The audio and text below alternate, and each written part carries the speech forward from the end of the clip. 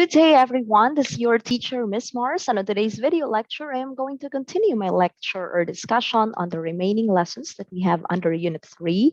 Of course, still with the subject, stylistics, and discourse analysis. So in Lesson 3, we're going to explore on, or we are going to survey some prose authors and dramatists. So I know you all are ready.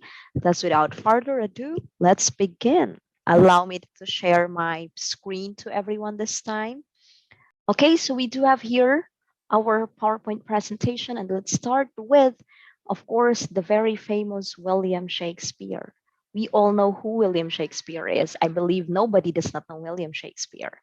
In fact, William Shakespeare has started to contribute and write his plays that was during the early modern English. And if we could look into the year, he was like from 1564, of course, from 1564, and he died in 1616. English, okay? He is an English poet. He is a playwright. Of course, nobody would say that, oh, I do not know William Shakespeare, especially we all are English majors here. So William Shakespeare from 1564 to 1616, he is best known for his plays, King Lear, we have Romeo and Juliet, Hamlet, and he is an English playwright. He is not only a playwright, but he's also a poet, he's an actor, and he is widely regarded as the greatest writer actually in the English language. And he became really famous during the early modern English. During that period, he was writing a lot of plays.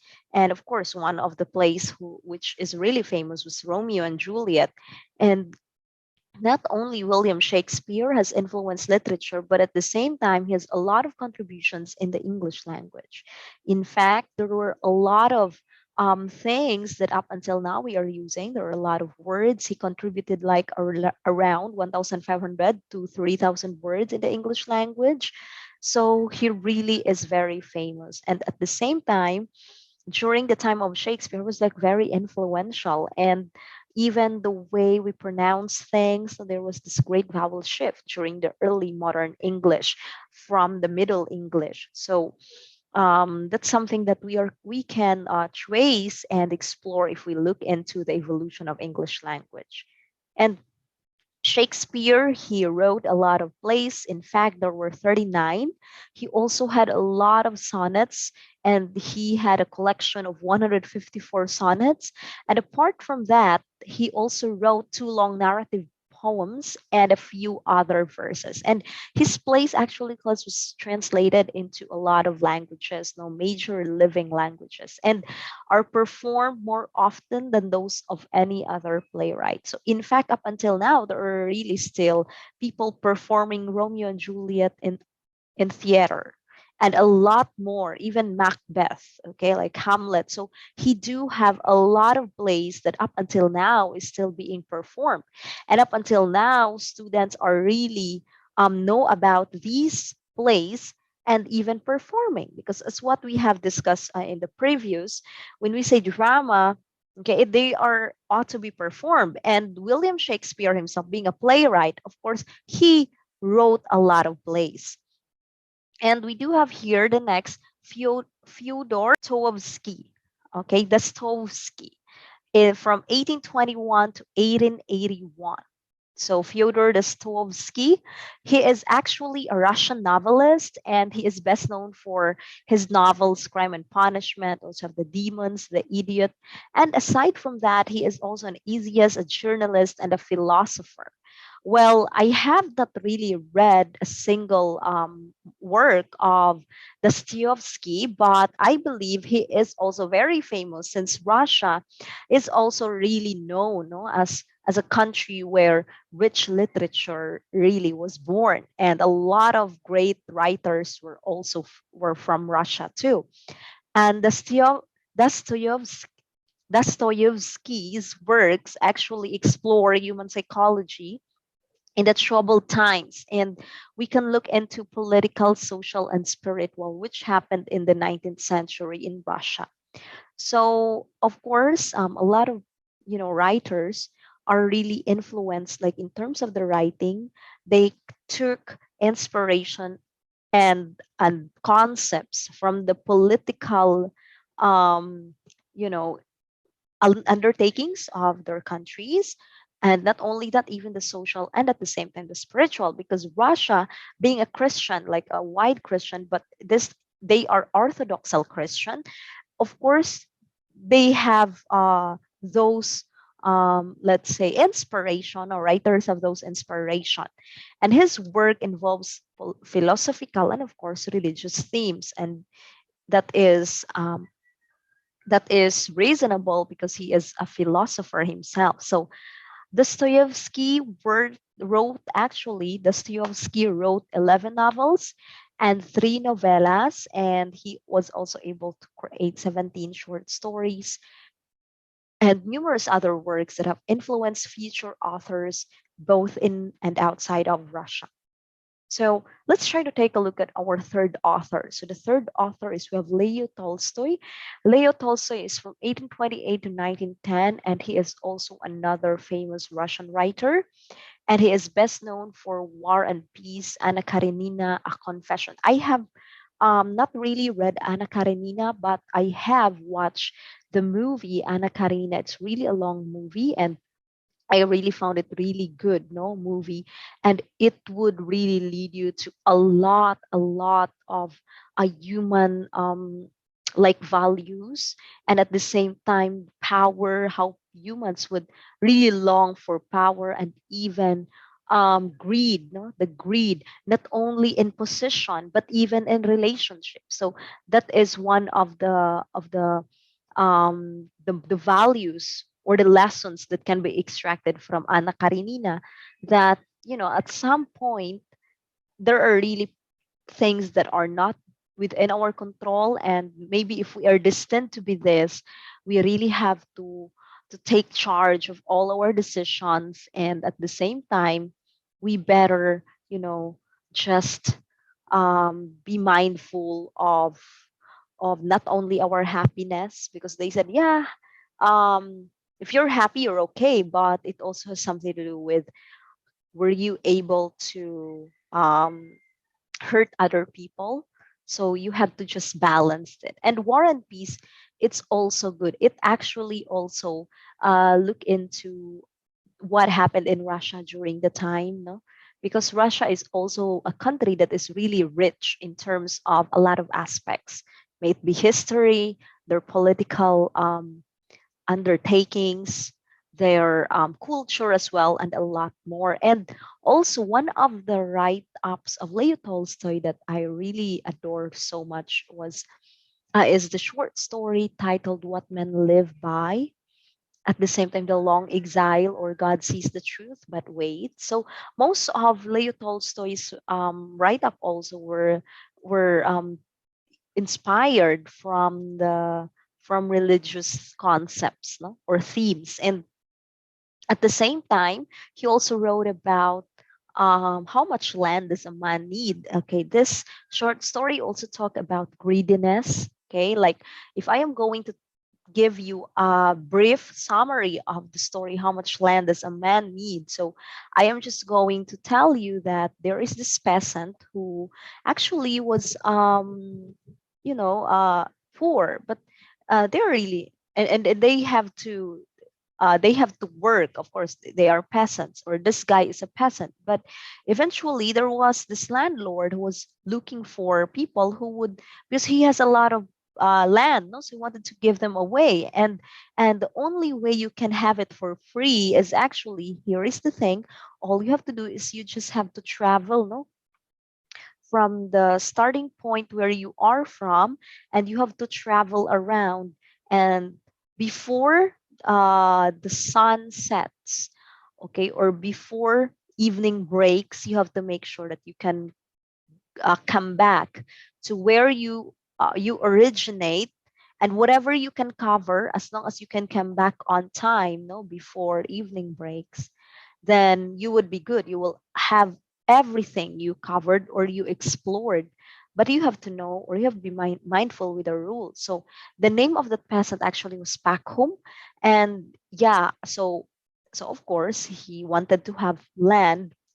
a land of his own, no? A land that he can tilt. So because of that, so he aimed for, a huge parcel of land.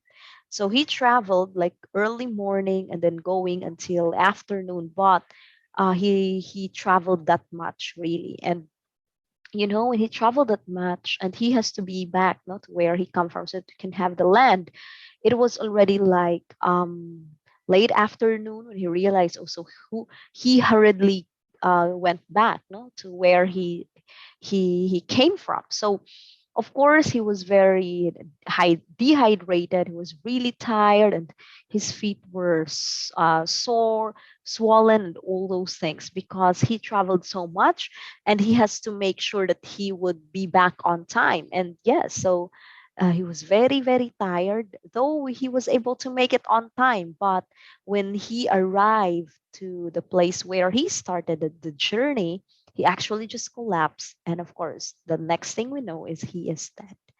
So they actually measured the land that Pacum need and or that Pacum needs, and that's only 3 arshins of land.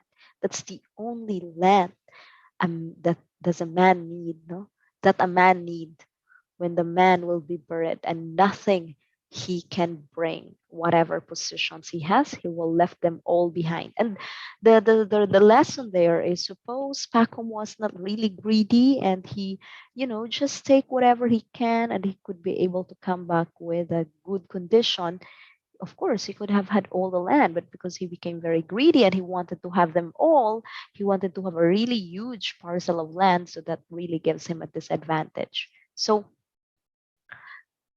he is a count, okay? Like in Russia, they have count, okay? Count. They also have the czar. So it's also one of a really superpower, diba, nga countries in the world and in Europe. So what is even going on right now? So we could really say that it's a powerful country. So Count Liv Nikolaevich Tolstoy. So that's his real name. Nikolaevich Tolstoy. He was a Russian writer. He was famous for his realist fiction. Everything that happened in real, no? He first achieved literary acclaim in his 20s with his semi-autobiographical work, no? So Tolstoy also wrote short stories, several novellas, as well as plays and numerous philosophical essays. And Tolstoy's ideas on non-violent resistance, which he wrote about in The Kingdom of God is Within You, we are to have a profound impact on Mohandas Gandhi. We do have also Martin Luther King Jr. and James Bethel. So the write-ups of Tolstoy, what I like it also is that it really is full of great lessons or moral lessons that we can really ponder on right after we read his novels or his stories. And again, he would always embed it with the teachings of religion and all that. And at the same time, the political or what's going on, what's happening during the time was also very evident in his stories. Okay, and then next we do have Victor Hugo. Victor Hugo is from 1802 to 1885. So he is best known for Les Miserables, and we have also The Hunchback of Notre Dame, Odes et Ballades. So one of the greatest French writes, Hugo, he was a poet, he was also a novelist and dramatist of the Romantic movement. And many of his works actually have inspired music, okay, both during his lifetime and after his death. And he had, his write-up includes the musicals of Notre Dame de Paris and Les Miserables. So again, he's a playwright. And he also campaigned class for social causes such as the abolition of capital punishment. Well, I am probably familiar with Les Miserables and also by title The Hunchback of Notre Dame. You can actually check them out. These are really classic novels or stories. And then we do have Charles Dickens. I do have A Tale of Two Cities written by Charles Dickens, and it's definitely is a this is A Tale of Two Cities, and also even Great Expectations. No, so like I do have books written by Charles Dickens. If you can see, okay, show the Great Expectations. So A Tale of Two Cities.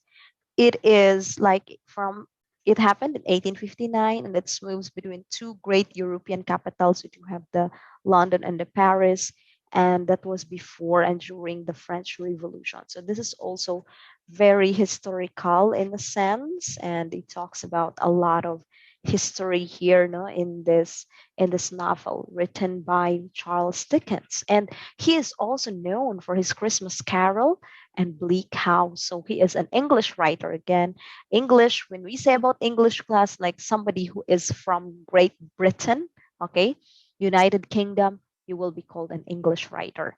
If you come from the US, of course, you will be called an American writer.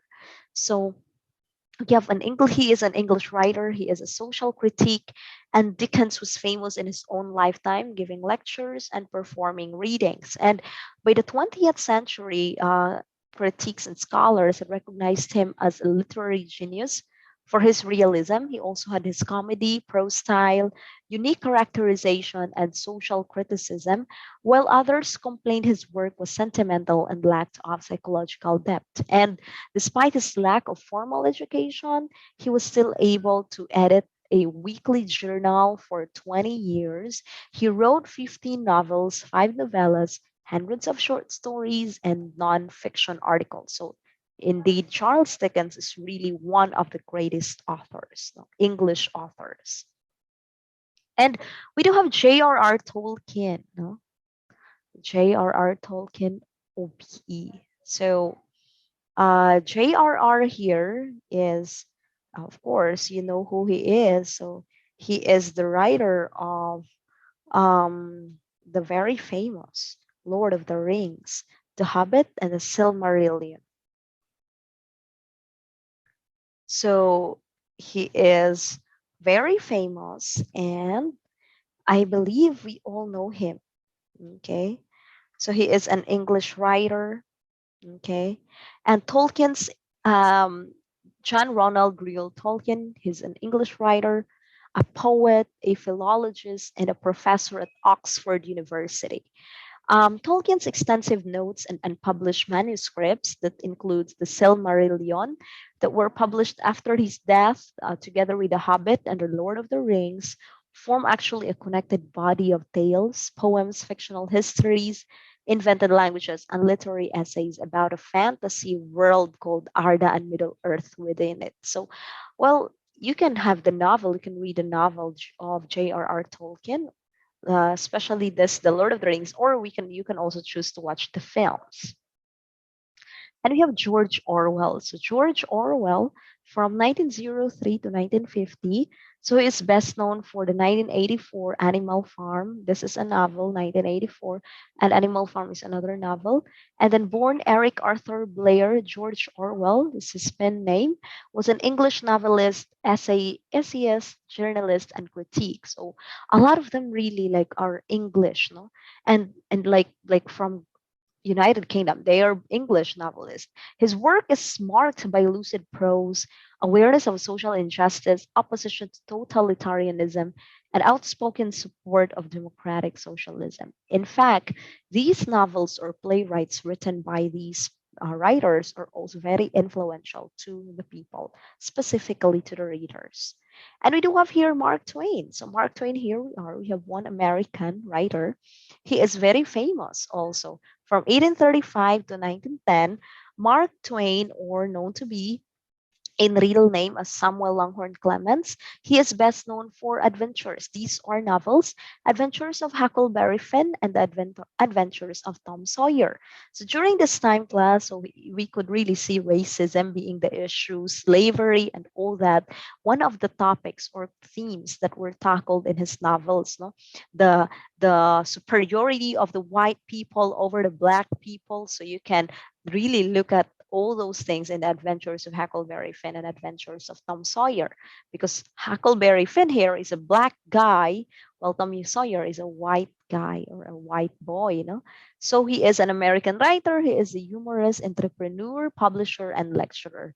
He was to become known as the father of American literature, and his short story, The Celebrated Jumping Frog of Calaveras County, was published in 1865 and brought international attention. So you could try to take a look at his famous novels, Adventures of Huckleberry Finn and Adventures of Tom Sawyer. Now, we do have also Edgar Allan Poe. Edgar Allan Poe is an American writer, and he is known to be the father of short stories. So, best known for The Raven, The Telltale Heart, The Cask of Amontillado, and a lot more. No? So The Fall of House of Usher, he is also the writer of that. So he's an American writer, editor, and literary critique. Poe is best known also for his poetry, not only just short stories. So particularly his tales of mystery and the macabre. And Poe is generally considered the inventor of the detective fiction genre and helped the emerging science fiction genre. And there is a thing that is um our Chinese Lipo. In fact, he could not also write without him drinking, no? Without him being drunk or being, somebody who, drink first. And I'm talking about alcohol. So just like Edgar Allan Poe, and Edgar Allan Poe is known to be the father of short stories. And Jane Austen. Jane Austen is also famous, In 1775 to 1817, is famous with her novels Pride and Prejudice. We do have Sense and Sensibility and Emma. So it's an English novelist known best for her six major novels, also a poet, which interpreted, critiqued, and commented on the English landed gentry at the end of the 18th century. So Austen's plots often explore the dependence of women on marriage for economic security and the pursuit of favorable social standing, which is really true before. And her works were published anonymously and gave a critique of the novels written in the second half of the 18th century to become part of a transition to 19th century literary realism. So the Pride and Prejudice, there is already a movie on that, so you can check it out. And her use of biting irony, along with her realism and social commentary, have earned her acclaim among critics and scholars. So this is also one of the famous novels of Jane Austen, The Sense and Sensibility. And yeah, that's it for our unit 3, lesson 3. So I hope you learned a thing or two from all the authors we explored. Well, I could not explain them everything they did. We just get a little bit of information about these authors, so that we could explore one of these authors write-ups, and we could try to look into how we could stylistically analyze using a certain literary or stylistic model or framework. So okay, so I'm glad to talk about that one today. So I hope you learned a thing or two, as what I have said earlier. I will see you next time. Next time, that would be the next lesson, which is lesson 4. And the lesson 4, we are going to look into now a specific stylistic model or framework that we can use, theory or framework, model, whatever it is, that we can use so we can analyze a certain literary piece. This time it's no longer poetry, but it will be prose. So thank you very much, class. I will see you next time. God bless us all and keep safe. Bye.